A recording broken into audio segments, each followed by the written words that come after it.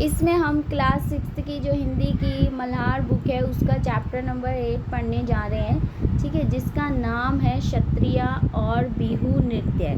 क्षत्रिया और बिहू जो है ये एक तरह से डांस है, तो ये किस स्टेट का है वो इस चैप्टर में हम पढ़ेंगे। भारत एक विशाल देश है, इसकी रंग बिरंगी सुंदर प्राचीन जीवन से भरी संस्कृति पूरी दुनिया में अनोखी है। भारत के प्रत्येक स्थान का नृत्य, संगीत, कला, खान पान, भाषा, पहनावा, रहन सहन के तरीके सब कुछ इतना मोहक है कि पूरी दुनिया से लोग भारत की ओर खींचे चले आते हैं। इस पाठ में भी एक परिवार एक दूसरे देश से भारत में आया है, तो ये जो पार्ट है इसमें भी जो एक फैमिली है वो दूसरे देश से कहाँ पे आई है, भारत में आई है। आइए पढ़ते हैं कि वे कौन हैं, भारत में कहाँ से आए हैं और क्यों आए हैं, ठीक है। तो उस फैमिली के बारे में पढ़ते हैं कि भाई कौन है और कहाँ से आए हैं और किस लिए आए हैं। एंजेला लंदन के जाने माने इलाके केंजिंगटन में रहती थी। एंजेला जो है वो लंदन के जो जाना माना इलाका है केंजिंगटन, वहाँ पर रहती थी। उसका स्कूल घर से दूर नहीं था, और जो स्कूल है वो भी घर से ज़्यादा दूर नहीं था, पास में ही था। उसका कोई सगा भाई बहन भी नहीं था, ना ही उसका कोई सगा भाई बहन था। उसे जेम्स और कीरा नाम के दोस्तों के साथ समय बिताना पसंद था, और उसके जो दोस्त थे उनका नाम था जेम्स और कीरा। ज़्यादातर जो है वो अपना टाइम जेम्स और कीरा के साथ ही बिताना पसंद करती थी। वे सब आपस में मिलकर कई काल्पनिक खेल खेला करते थे, और वे सभी मिलकर जो हैं कौन से खेल खेला करते थे, काल्पनिक खेल।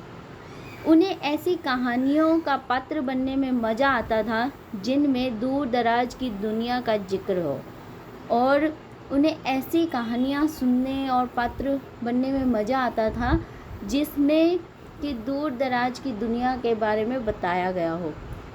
एंजेला को हर उस कहानी से प्यार था जिसमें उसे ताजमहल, एफिल टावर या कोलोसियम की यात्रा पर जाना हो। और जो एंजेला थी उसको भी मतलब ऐसी कहानी से प्यार था जिसमें या तो ताजमहल के बारे में बताया हो, या एफिल टावर के बारे में बताया हो, या फिर कोलोसियम की यात्रा हो, ठीक है। उसे बिल्कुल अंदाज़ा नहीं था कि जल्दी ही यात्राओं की उसकी ये कहानियाँ सच साबित होने वाली हैं। एंजेला की माँ एलेक्सेंड्रा एक डॉक्यूमेंट्री फिल्म निर्माता थी। एंजेला जो थी उसकी मदर का नाम क्या था, एलेक्सेंड्रा था, और जो कि क्या थी, एक डॉक्यूमेंट्री फिल्म निर्माता थी। उन्हें लंदन की ब्रिटिश अकादमी से असम की नृत्य परंपरा पर एक डॉक्यूमेंट्री बनाने के लिए वित्तीय मदद दी गई थी। तो उन्हें वित्तीय मदद कहाँ से मिली थी, लंदन की जो ब्रिटिश अकादमी थी उससे उनको वित्तीय मदद मिली थी। किस लिए, जो असम की नृत्य परंपरा है उस पर एक डॉक्यूमेंट्री बनाने के लिए। पेचीदा यानी ख़ास बात यह थी कि उनके पास इस काम को पूरा करने के लिए सिर्फ 1 महीने का वक्त था, और 1 ही महीने का उनके पास टाइम था। उन्होंने एंजेला के स्कूल से उसकी बसंत की छुट्टियों को 1 हफ्ते और बढ़ाने की अनुमति ले ली थी, और जो एंजेला की जो छुट्टियां चल रही थी बसंत की, उसको 1 हफ्ते और बढ़वा लिया था, ठीक है, जिससे एंजेला और उसके पिता का नाम क्या था, ब्रायन, भी उनके साथ जा सके। एंजेला बहुत जल्दबाजी में बनाई गई इस यात्रा की योजना से क्या थी, हैरान थी, पर उसकी माँ समय से ये काम पूरा कर सके इसलिए वे सभी क्या हो गए, जल्दी से तैयार हो गए। जब तक एंजेला कुछ समझ पाती तब तक वह लंदन से नई दिल्ली होते हुए गुवाहाटी की उड़ान पर थी। यात्रा के दौरान माँ ने एंजेला को असम की खूबसूरती के बारे में कुछ बातें बताई। जब वो यात्रा कर रहे थे तो उस टाइम पर उसकी माँ जो है एंजेला की, वो बताती है किस बारे में, असम की खूबसूरती के बारे में। असम भारत के उत्तर पूर्वी क्षेत्र में है, और असम कहाँ पर है, जो भारत का उत्तर पूर्वी क्षेत्र है वहाँ पर है असम, जिसे अपने वन्य जीवन रेशम और चाय के बागानों के लिए जाना जाता है। और असम को किस लिए जाना जाता है?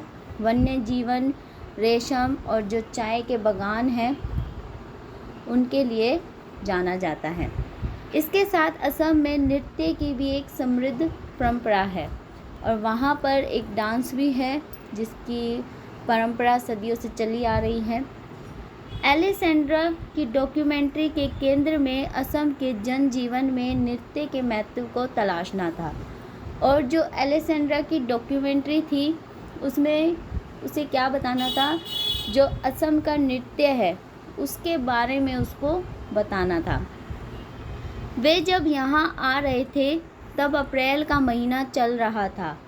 तब कौन सा महीना चल रहा था जब वो यहाँ असम में आ रहे थे? अप्रैल का। असम में ये नए साल का वक्त होता है। असम में जो अप्रैल का महीना होता है वो उसके लिए एक नए साल का वक्त होता है। बसंत के आने की खुशी में वे सभी एक त्यौहार मनाते हैं और जब बसंत आता है तो वो सभी लोग जो हैं एक त्यौहार मनाते हैं जिसे क्या कहते हैं? बिहू कहते हैं। ठीक है।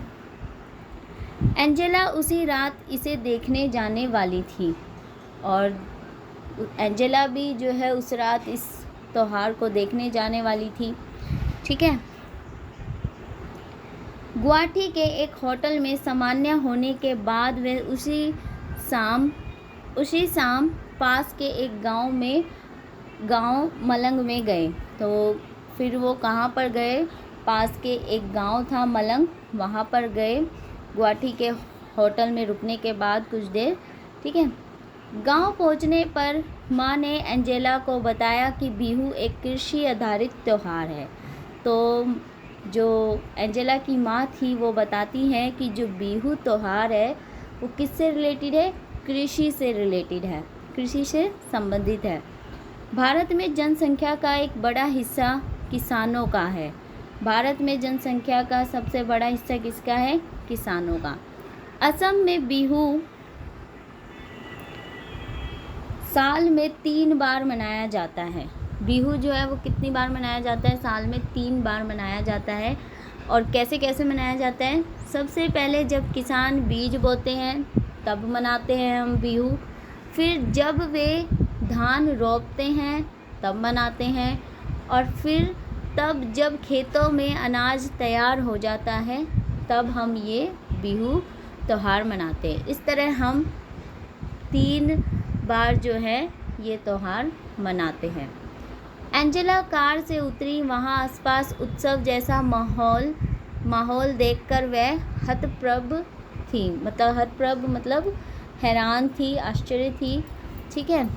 वहाँ एक बड़े से बरगद के पेड़ के नीचे मंच बनाया गया था। मंच जो है वो कहाँ बनाया गया था? बरगद के पेड़ के नीचे, जो कि बहुत बड़ा था।